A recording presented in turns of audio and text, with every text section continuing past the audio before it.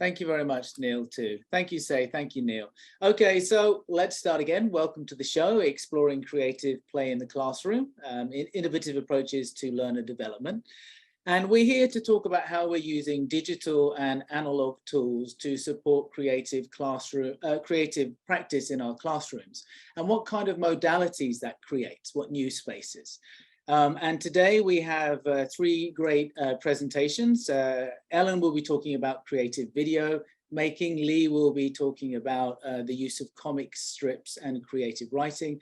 And Cassie will be talking about online role plays and Aesop's Fables. My job today really is just to introduce some ideas and act as a host. So the general flow will be presentations for the next 45 minutes or so. And then after that, we'll go into small groups for discussions. I've created some Google slides that we can work on together. And then for the last 10 minutes, we'll come back to the main room and we will talk about our group discussions, share some of the things that we've learned along the way. Okay, so my aim now is to introduce some ideas that maybe can frame what our presenters are talking about today and help us with those small group discussions. So firstly, what is creativity? Well, you know, it's basically making something, building something. It's something that's new and it's something which has some use or value. And if we think about something being useful, then that means it needs to be evaluated by a community. So our community is a language learning community. The things that we value are things like personal expression, word retention, language use, and of course, relationship building, the small things that make classroom life worthwhile, like laughing. And, you know, language itself is a creative medium that enables much of this behavior. It's dialogic and it's rule governed, but at the same time, it's open to ambiguity. And because it's open in that way, it enables innovation within established practice and this playful reading between the lines. Humour itself is also a great way to aid memory and understanding, making information impactful. So, you know, one of the things we can think about is how we use language playfully and creatively in our own practice, in our classrooms. And, you know, the JALTCALL this year, it's about the Zimmerman Manifesto and it's about the notion of play. And play is an important part of creativity. Creative play expands those classroom modalities. Creative play is this intrinsically motivated, autonomous and interactive practice. It involves exploration and risk-taking, also possibility thinking, you know, moving from what is to what might be. Often play is embodied and it involves improvisation, playing with another person and finding your way through. There's a whole range of activities, you know, recombination and building like Lego, the whole block transformation ideas. And also, if we're talking about language, imagination and effect, we have perspective taking in role plays and also narrative development with stories and plots. So these are lots of the activities, the type of thing that play is, but also, you know, we need creative teachers who make a space so that students really can be playful. And today, when we're listening to the stories, we can hear how different teachers make this playful space, this playful mindset for their students to enjoy English in. Okay, and I think, you know, a very simple model of creativity that maybe we can use in the small group discussions at the end is Rhodes' model, and there are 4 parts here. It's person, place, process, and product. Person, you know, what aspects of personality help us to be creative? Place, that's, you know, the environment. How do we facilitate creative play? What resistance do we encounter from students, from other people in creating that space? Process is about the modes, the ways of thinking and behavior that are part of the creative process. We can think about how they connect with language learning. And finally, the products, well, you know, what creative outcomes are there? What do our students produce? And what do we produce in our own work? And, you know, maybe in the groups, we can talk about how these ideas might connect with learner agency and development. So that's kind of like a whole kind of space in which we're thinking and working in during this session. And now we're going to go and hear about some really interesting forms of practice. And I'm really looking forward to what our presenters have to say. So we're going to kick off with Lee, right? You're starting off. Okay. And I need to stop my screen. Be too terrible a distraction, but I'm going for 12 minutes and no more than that. So anyway, I thank all of you for coming today. I thank you for being here and supporting us in this forum. And I'm ready to start here. And my presentation is about, as you see here, the potential of a web-based comic strip for scenario reconstruction and creative writing. Oops,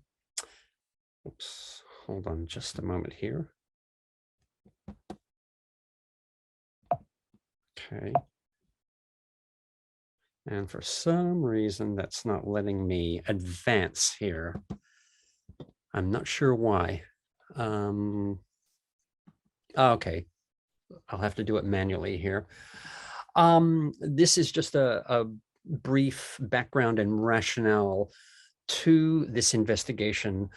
I don't want to go into too much depth with it. It's more a summary of what I have found in terms of a background of literature in this area. There is some, and as you can see from Hallenbeck in 1976, it goes back far, but it seems over the last 25 to 30 years, it's accelerated, and it has stayed steadily there since. And there's been quite a bit of Japan-specific work in manga and particularly for narrative reconstruction,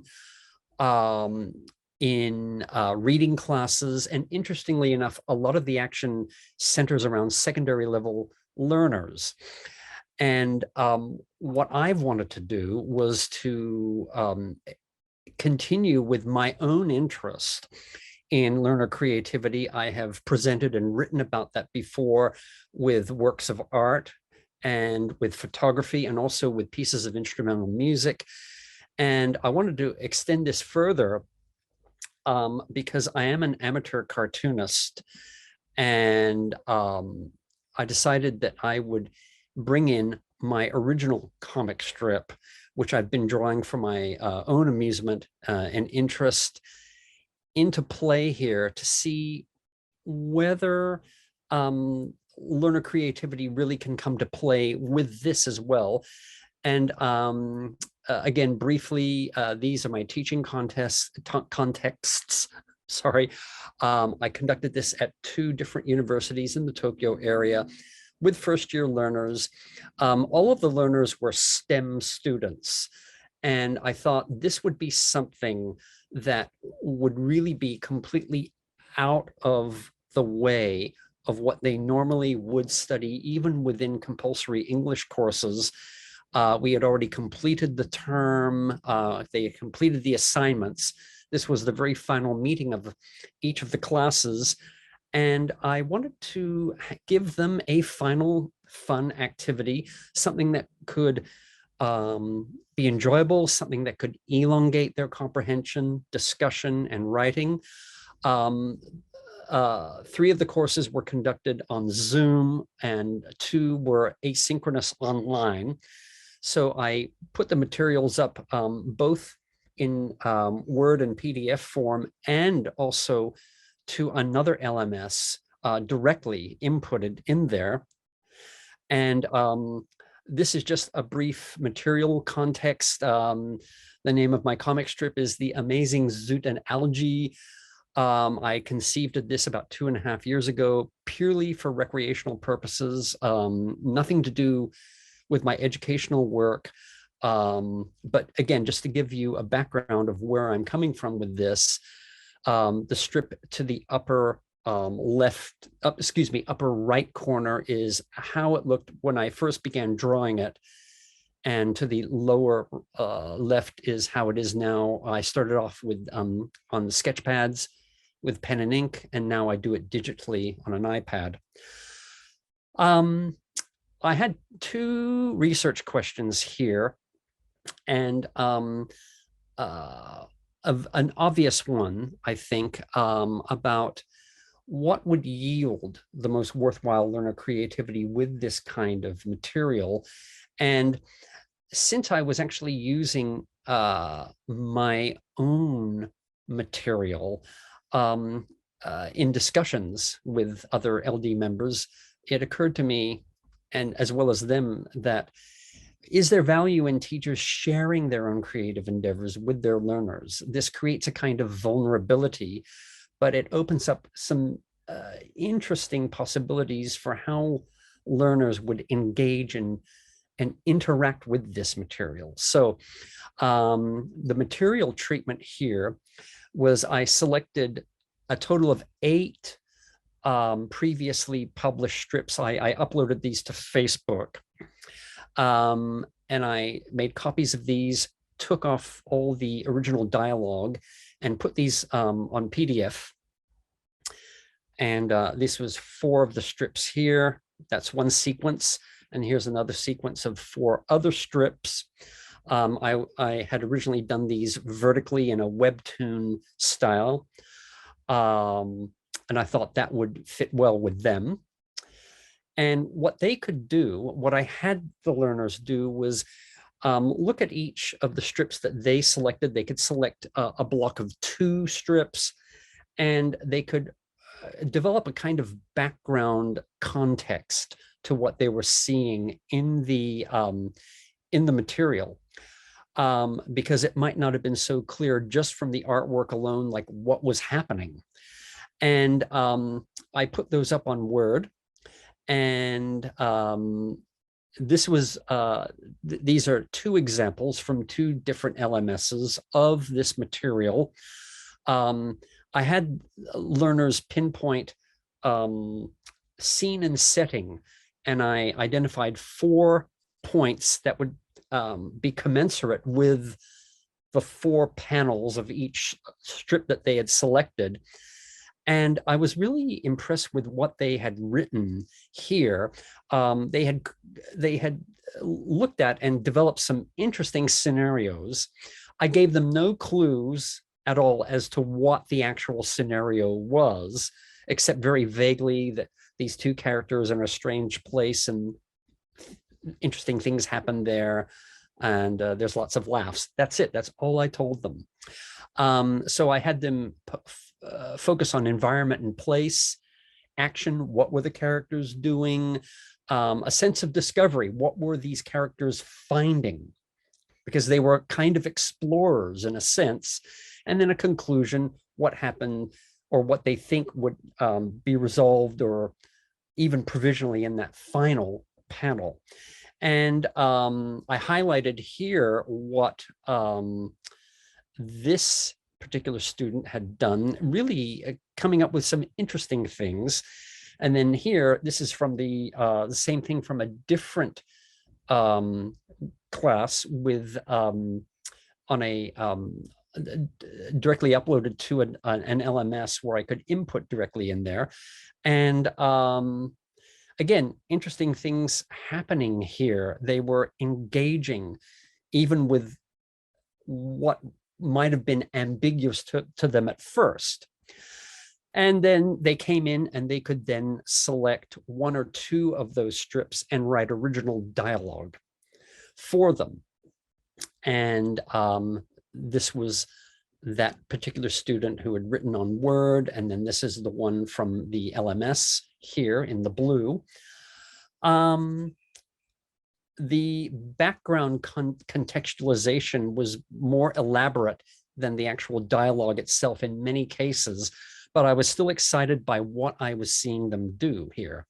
And then these are some other examples, more contextual framing. And again, there's so much richness here. I wish I had more time to go into this, but I'm going to stick with time here.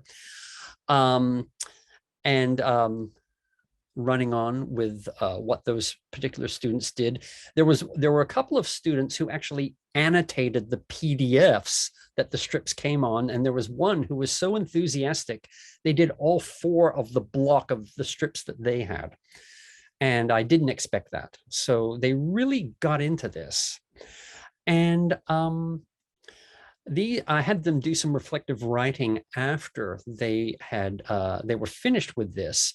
And these are some examples of their reactions. And this one in particular was interesting about how this activity was fun, that they approached it as a puzzle, that they had to look up expressions and to help think about the dialogue. Some of them found it difficult. They found it interesting, but challenging. But no reaction I saw ever was that this was a waste of time and it was silly and it was not scientific, and they really enjoyed it thoroughly. And this one in particular is a very interesting reaction, a very well thought out one that I think it's interesting to think about the script of the cartoon. And this particular student thought that everybody would just come up with similar things, but this was one of the groups that was on Zoom, and in breakout rooms, I had them discuss over what it was that they had found and what they were thinking of. And he realized everybody had different ideas about this, and they were thinking of things that he hadn't thought. He was thinking of things that they hadn't thought, and there was a great exchange of ideas, and without any competition for whose ideas were better, and that he found the value of exchanging these ideas greatly. And I'm doing a time check with myself here. And this is my overview. I don't want to go too much into this because I'm really low on time here. I might even be over time, but I think for what ostensibly was a fun activity, they found it challenging, but they enjoyed it. And it was a risk on my end to share this effort with them, but I was so satisfied and really delighted by what they were doing with it. And whatever trepidation I might have initially felt was more than repaid in the good way by their work on it. And that's really what I have. This is my slight plug of myself. If you want to know more about this, I can go into greater detail by email, or if you just want to know what this comic strip is about outside of a TEFL context, email me. And thank you very, very much. Wow, lovely. Thank you, Lee. Okay, and how badly over time was I? That was perfect. That was great. Excellent job. And I think it's really interesting how much imaginative work was going into the contextual framing there. And start whenever. Okay, hello everyone. My name is Cassie Guevara, and I'm a special lecturer at Toyo Gakuen University. So my topic is role-playing online with Aesop's Fables. And so I'll go on to the next slide. Okay, to introduce my context, actually, I had been doing this activity face-to-face for several years. And so this time I'll introduce the 2 different courses where I've done it. Both of the courses where I've done it are elective courses. And actually down here, you'll see that one of my schools was an English and Culture through Literature class. And that's the class where I'd been doing this activity for a while, face-to-face. And then as soon as I got hired at Toyo Gakuen University, COVID happened. So I moved into central Tokyo, and then they announced we were all online for the entire year. So a lot of that was not only getting used to the new school and everything, but also trying to adapt activities that I had been doing face-to-face to online. And so today I'll talk about, not about the English and Culture through Literature class, but this academic learning and professional skills course that I had, that I did last year, actually, when we were still online. So all of these students in both of these classes are pretty interested in English. But as I had mentioned, the classes when I did this activity were now online and synchronous, so live. And I was using Microsoft Teams, Teams Meet, and Zoom at the other school. For the school that I'm talking about now with the academic learning professional skills class, they only had 3 classes face-to-face. And this was supposed to be a cohort for several years. And this was their first time with other ALP students. And they were all excited to be part of a community that's really excited about English. And then after 3 classes, we were online for the rest of spring. And spring semester is when we did this activity. So we had about 2.5 to 3 classes where we studied various fables. And then the role playing itself, first of all, creating the role plays took a full class, and then maybe another half a class to deliver the role plays. As I said, their task was to create modern day scenarios based on the role plays. I'm sure everyone knows Aesop's Fables. They're very short, they're easy for students to read. The main characters are almost always animals, but they each contain so many messages about humans, like how humans should be, or how people just are, for better or for worse. So I always thought this was a really interesting topic to do with students. They then had to deliver the role plays in class after they created them in groups. Then they would guess which group's scenario matched which fable. And then eventually they would write a report about the experience. Oh, okay. And obviously the main challenges for this activity was that everything was online. And so at this school, with the ALPS class where I was doing it, the students don't always turn on camera. There was always one student who turned on his camera. Everyone else was the square with their name or a profile picture. And obviously we had some time constraints. So that meant they had to finish outside of class. And of course, there's language limitations with their English. And of course, the overarching feeling of isolation, which lasted throughout the whole time that they were online. So my goal really was to have the students engage with these fables and with each other inside and outside of class. Okay, so one more time with the process. Together, we read each of the fables in class, and I'll introduce which 5 fables I used soon. So that included learning the vocabulary and themes and coming up with various lessons. And actually, every single year with different students will introduce other lessons from the fable that I hadn't even thought about. So that's always really cool. So we'd take a quiz after that and review answers. So usually we'd run out of time. So for homework, I would say, okay, write 2 potential modern day scenarios for fables. And of course, the characters have to be people, right? It could be Shibuya in 2021. So it's not going to be like a fox anymore. So they would kind of have to start thinking about it and brainstorming for homework. And then in the next class, they got into groups and they would each get a random fable. So there'd be 5 groups for the 5 different fables.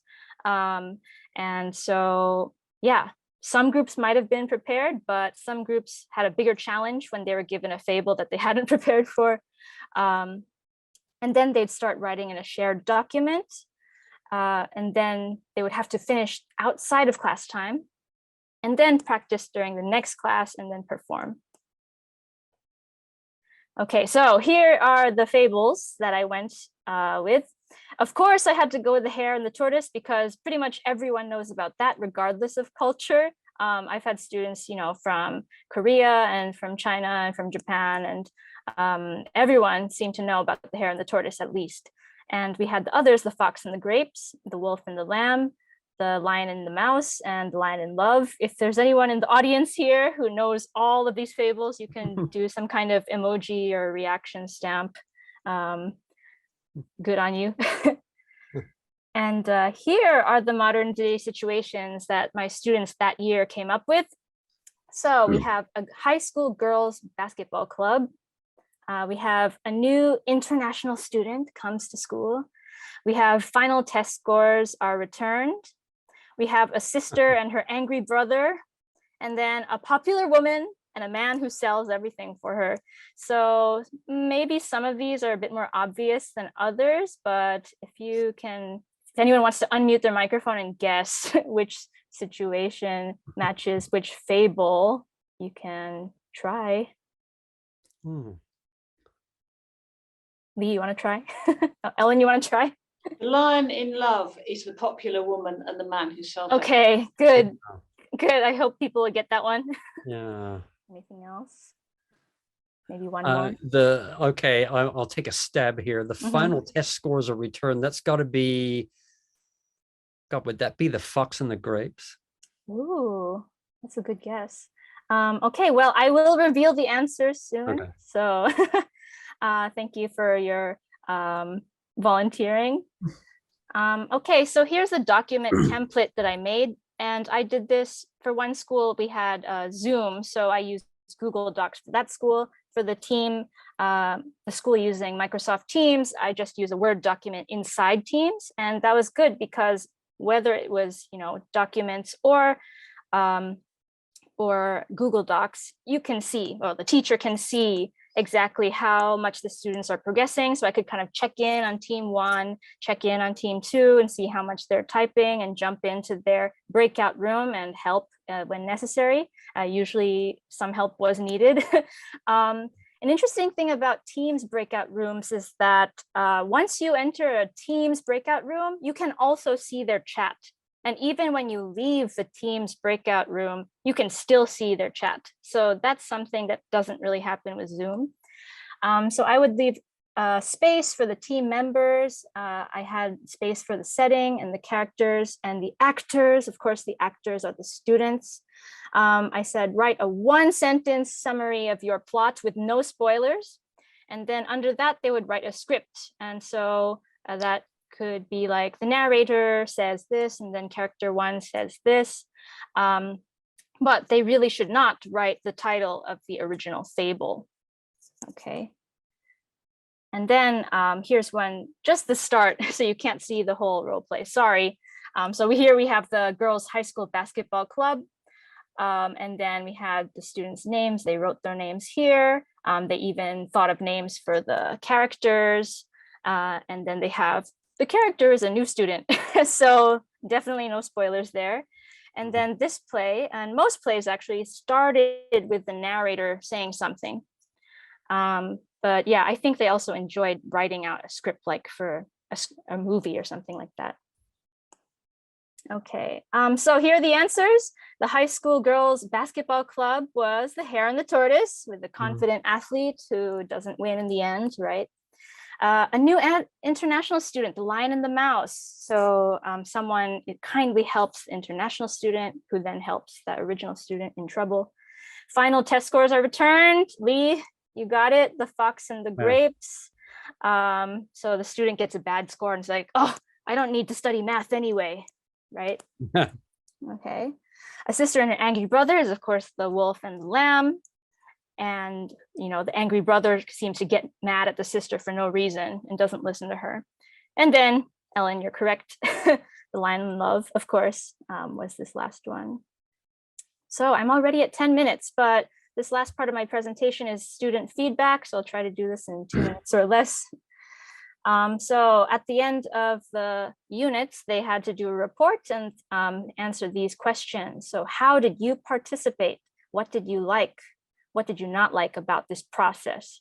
Did everyone participate fairly? What was your favorite scenario and why? I think I meant to say what, but it says who. And was this activity easy or difficult to you, for you to understand? So this student really had a ball. And this is the student who always turns his camera on. So how did you participate? He said, we worked together to create the content. We were so lucky to have a good story to play. I had good team members. And to let Rina into the team was the best choice I had. She was the main actress and she did it so good. I felt sorry for Yushin because I made her say bad words, but I don't regret it. Yes, Yushin, who's this quiet, nice girl. Sorry, I left her name by accident. She had to say the F word, but they all had a lot of fun. Yeah. And this one, there's a lot of text here, but as you can see, there's a pattern. Pretty much everyone said this activity was really fun and interesting. We had good discussion and conversation with our teammates. We could put emotion into our lines when we were talking. It was great to imagine the whole scenario as I was reading and speaking and writing it. And this group said other members had different ideas that I didn't think of, which is kind of like what Lee was saying before. And the best process was discussion. And I like to listen to others' opinions. I learned how to say a narrator's voice from this other classmate, and I could get along with discussion. I'm at 12 minutes now, but what did you like? I could discover different ways of thinking. I could act on my character. It felt like I was playing a drama. Because we didn't have time in class, we had to talk over the phone a little bit, but it was active discussion and we were laughing. And this last one, really, I felt it a lot because they said, I communicate with my group members. Now we take online classes alone, but this class is not alone, so I'm happy. Wow. So that was one of the most important things. So difficult was, of course, online and using the English, being afraid to make mistakes or putting an emotion, saying it while paying attention to intonation, or just making the scenario, which needed creativity. And then I'm almost done, by the way. So pretty much half the students really liked their own role play. They got attached to their story and they, felt pretty satisfied and thought, oh, it was easy to understand, while others were really inspired by others' presentations and could relate to those situations. And easy or difficult, we had a mixed, but many people said it was satisfying. They felt accomplishment and improved creative skills. So in conclusion, throughout this activity, which was moved online, students gained autonomy and agency. They had the freedom to play with their language and make these scenarios, make these lines for characters, get into character. They felt a sense of community, even though everything else was online, maybe asynchronous. They felt inspired by listening to other ideas, and they felt satisfaction, reward, and a deeper understanding of the original fables after hearing these modern day scenarios that they could relate to. So I think I was at like 14 minutes or so, but thank you. Okay, so I'm going to talk about a slightly contrasting situation in that my class was face-to-face in fall 2021, and it was a compulsory course, but it had an aspect of Zoom, but it wasn't actually the part that I was teaching. My students were Zooming with a foreign country for 4 days a week, but they were also taking TOEIC classes and a class with Cambridge Four Corners English.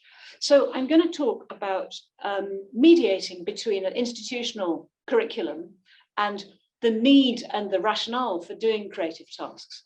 I think we've heard in the conference plenaries something about translanguaging, which I want to sort of bring in, because the idea that students were actually going to use their first language to achieve some of the things that I asked them to do was actually very scary for me. And so the idea of translanguaging in terms of language, but also using the environment and picking up things from the environment to use is going to be another theme. So I shall talk a little bit theoretically, and it's a bit of a mishmash of this is what I did in my class, and then this is how I tried to connect it with ideas about creativity. So I'm in Miyazaki, and I was teaching fall 2021 students, 25 second year students who would normally have been having fun overseas. And so one of the things I wanted to try and do was give them something that was fun, but in that context that was quite rigidly controlled by my institution. So what could creative activities bring for us? I think one of the things was that by doing something which involved drawing or performing or other, let's just be very loose about what creative things are, using ways of using the environment, mixed ability students could be kind of leveled because different people have different talents. They could bring their real self, or they could bring in a role. And so it would give them a chance to do something informal and low risk compared to the classroom where they're all looking at each other and judging how good at English they are, and then can they be good at English and still be accepted by their social group. So I was really very pleasantly surprised by how much over time these things were responded to. I want to show you something which I did in one of the earlier classes. Can you see me? And yeah. I'm holding up a little piece of origami to the camera. This is a game which I was enchanted with when I was about 11 years old. You write numbers and then you can quiz people by putting questions under the numbers. So one of the first things I did when I was just feeling out the climate of the students was have them write their textbook questions on something like this and then go around asking each other using this. But it covers, if you see my fifth point on my PowerPoint here, what difference does digital make? I think all of us have been dealing with the idea of what is embodied. If we're doing virtual reality, it's embodied in some way, but we're not actually there. If we're sitting in our room, many kilometers away from each other, we're embodied, but we're in a trance space. So this is very meaningful to me because it's like it's something I can do with my hands, which is really here. And for the students, I think they had been changed profoundly. Even though my class was face-to-face, you can see these two screenshots from the Flipgrid videos they made. And you can see that they're very aware of the screen, of the telephone as something. The guy in the pink jacket is pretending to be on the phone to his friend who's situated on the other side of the lecture theatre. So they're using the space with an awareness of visual space in a different way. I think I'm going to have a moment of pretension now. I'd like to move us up here. Looking from a model of creativity, one of the things I'd heard Tim talking about at the Learner Development SIG meetup several times was constraint and creativity. And I found Turner and Fauconnier, who are cognitive linguists, have a model where they're looking at different kinds of spaces as origins of inputs. And so I'm adapting this to fit my situation. My generic space is the classroom model, the language which is in the textbook. And then I picked out the tape script from the textbook video. The textbook actually has nice videos in which students interview each other. One is a story of a bad day. One is about how to study. And the third one, they go outdoors and they go to the park and they interview strangers about their fashion sense. So I picked this up as the task that I would ask my students to do, to go somewhere, pretend to be strangers and interview their classmates about anything they wanted to do. So we've got the students' input in input space too. And then we get this creative classroom moment. I think this model might be quite useful for all kinds of things. It seems to work on all kinds of things. So I've got a couple more quotes, and then I've really just got pictures of the students' videos. I think if people have questions about the setups, then just shout out at me. I gave this very small amount of time in the classroom. It was really homework, think of your questions. Then it was 10 minutes one week, And then it was 45 minutes in the week when they actually were to go and record. And I've picked up this quote from a fantastic book introduction by Rodney Jones. Actually, it's 2019, I'm sorry. Creativity in Language Learning and Teaching, Translingual Practices and Transcultural Identities. And the next couple of slides, I'm just going to theme some of my students' pictures with some of the words from this article, because he's talking about Snapchat, YouTube, and students who are making products in those kind of digital media. And so it's highly relevant to us if we're thinking of students using the affordances of something to create something. So we can see she's got the microphone. It's actually just a pen. This student recorded her dialogue, and it was a conversation about Christmas, but it was too long to fit on the Flipgrid. It was 10 minutes and her conversation was 11. So she speeded up the sound.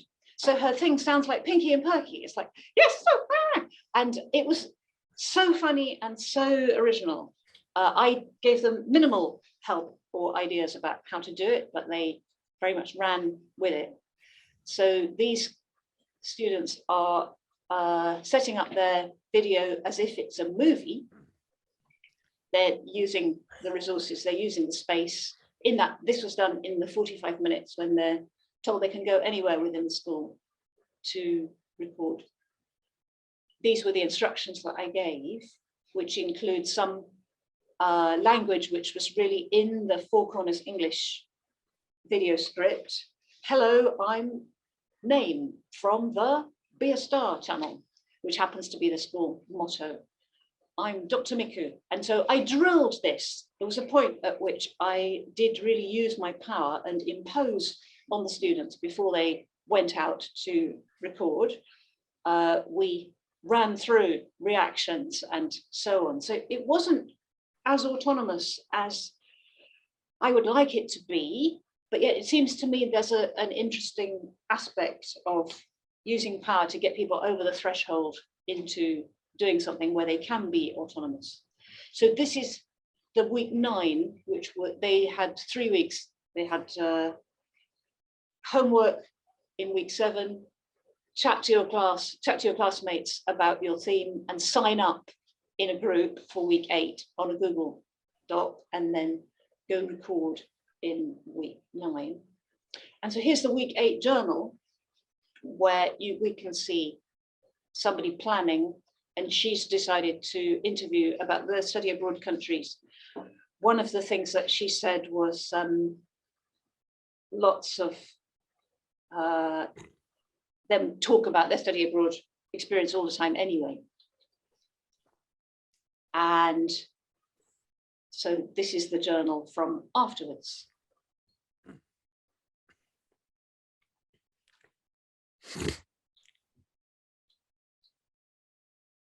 Wow. And I think you can see from the gesture that she's gained in confidence. And this is just another little bit of screenshot to show them using the space.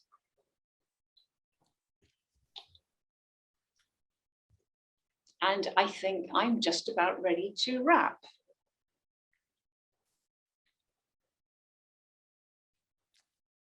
I've got a couple of things that, we've got the student self-evaluation of their video. And actually, this was an illustration of the fact that if their level, even though their language level was not very high, they had made something which was very satisfying for them. So these are ideas about where research might go. And I think that's a wrap. Well, lovely, Ellen. Thank you very much. Great. Excellent. And you're listening to your story there. I've got down here like kind of the playfulness. There's a real sense of playfulness in your classes. And when it comes to that kind of fluidity of identity, you know, there's a real ambiguity there that creates a freedom to act. Is this me or not me? Am I playing a role here? And maybe that kind of, that space allows people to act a little bit more freely than they normally would, because they're less worried about what their peers think. But anyway, we have a little bit of time now. Hopefully we